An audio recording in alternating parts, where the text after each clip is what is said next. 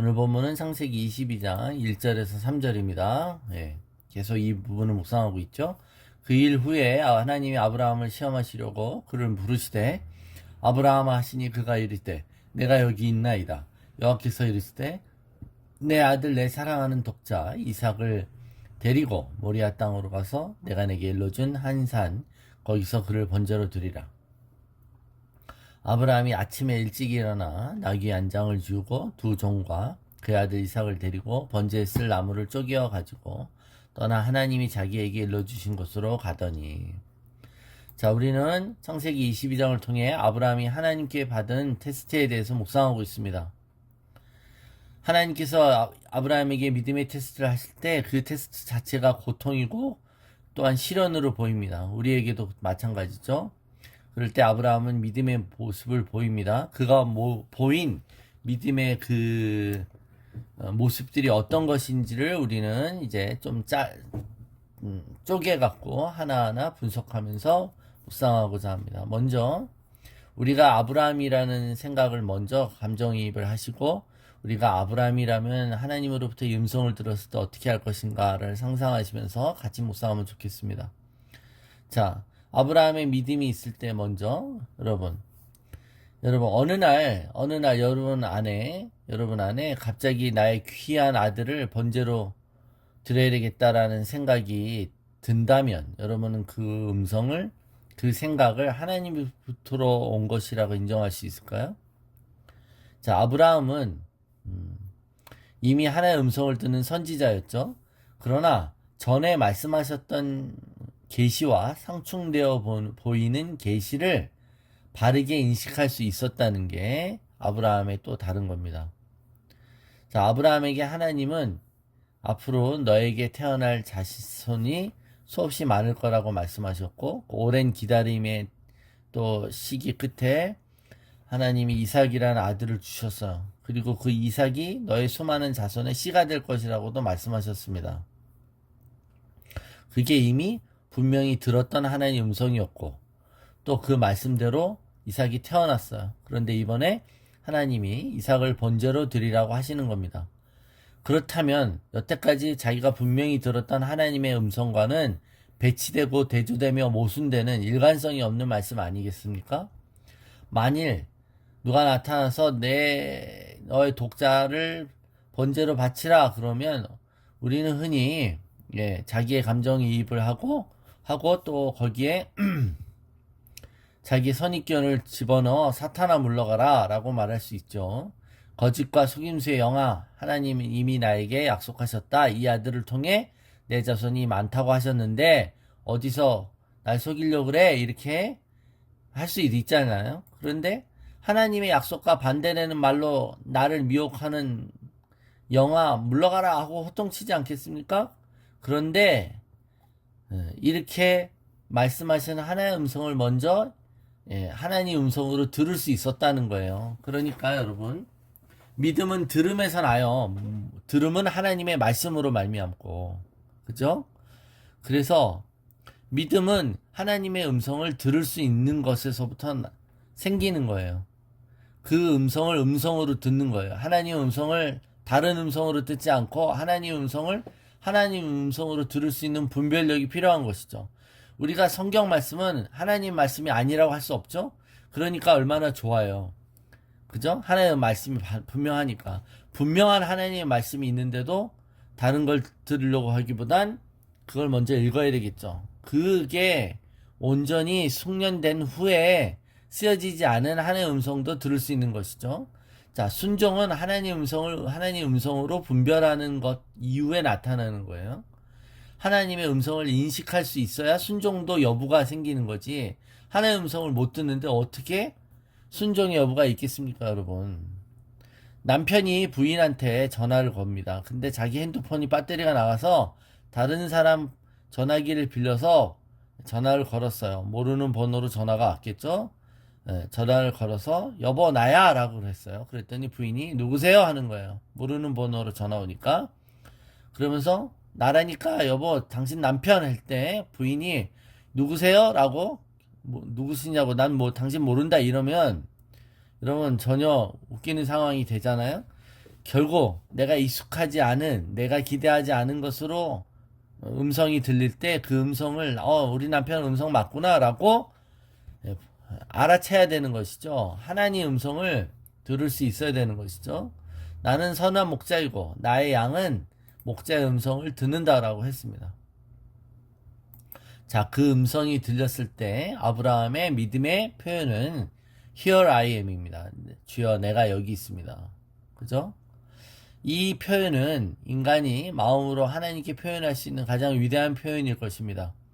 주께서 말씀하실 때 내가 주님의 존전에, 주님의 임재 앞에 서 있으며 순종의 자리에 있다는 의미입니다. 하나님, 제가 대기 중입니다. 무엇인지 말씀하옵소서. 내가 하나님 뜻을 순종하려고 준비되어 있습니다 라는 뜻이죠. 그게 내 주님 여기 있습니다 라는 겁니다.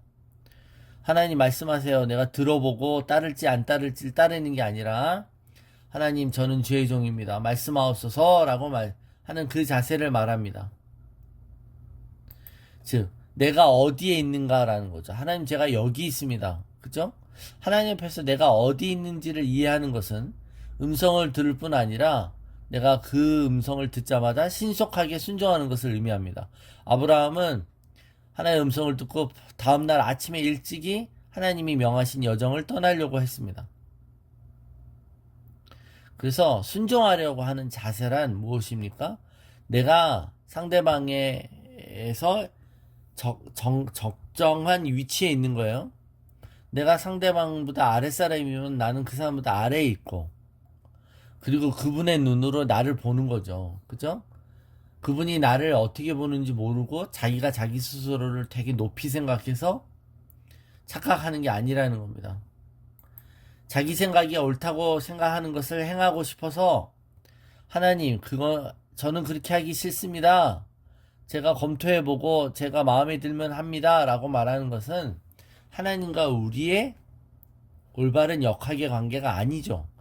여러분, 우리가 하나님과 친밀감을 누린다고 그래서 여러분, 우리가 할아버지 수염을 뽑으면 안 되는 것처럼 하나님과 우리가 동등됩니까? 아니죠. 그렇지 않습니다. 친하다라는 게, 하나님 우리를 친구라고 부르신다는 게 우리가 하나님하고 디베이트를 하거나 우리가 하나님보다 더 똑똑하다는 말이 아니잖아요. 그죠? 아브라함은 하나님 앞에 겸손한 자세로 자신의 위치를 잘 알고 있었어요. 하나님이 아들을 번제로 바치라고 했을 때 하나님이 일관성이 결여되셨군요. 이랬다 저랬다 합니까? 하나님 변덕이 심하시네요. 왜 이번에 바꾸셨는지 저를 이해시키십시오. 저는 하나님을 신뢰할 수 없습니다. 제가 이해가 될 때 저는 순종하겠습니다 라고 하는 것은 사람의 위치에서 할 수 있는 표현이 아닌 것이죠. 그죠? 그래서 우리가 순종이란 어떻게 보면 관계에서 나오는 거예요. 우리가 그런 말을 해요.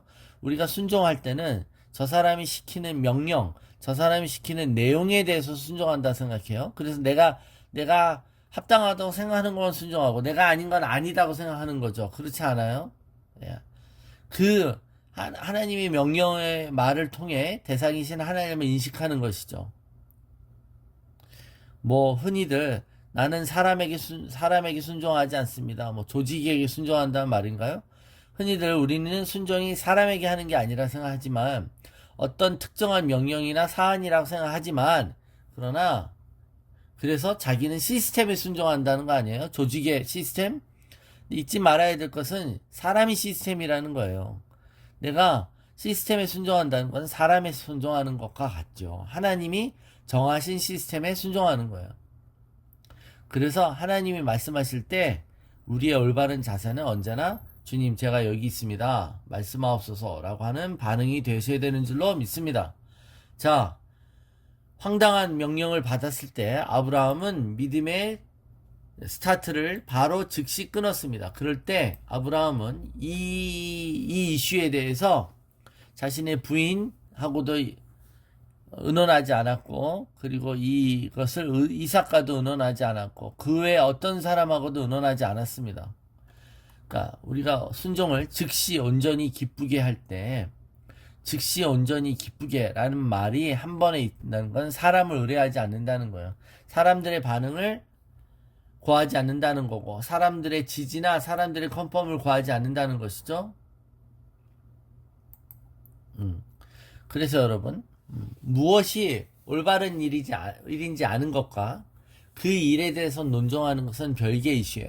무엇이 하나님의 뜻인지 알지만 우리는 늘 미적거리면서 핑계를 대죠. 그죠? 뭔가 다른 변수가 생기길 바라는 거 아닙니까?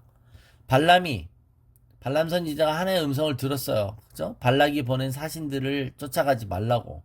그러면 즉시 온전히 기쁘게 그 말을 들으면 돼요. 근데 자꾸 물어요. 하나님, 내가 한번 하나님 다시 묻겠다는 거죠. 예. 이제 그런 부분입니다. 그리고 하나님을 찾아가서 다시 말해달라고 하는 것은 이미 하나님을 조종하겠다는 생각인 것이죠. 그리고 사람들로부터 음성을 듣고 나면 하나님의 음성을 무시해도 될 것 같은 어떤 그 신뢰의 대상을 사람들로부터로 옮겨가고 싶은 인간의 얄팍한 계산이라는 거예요.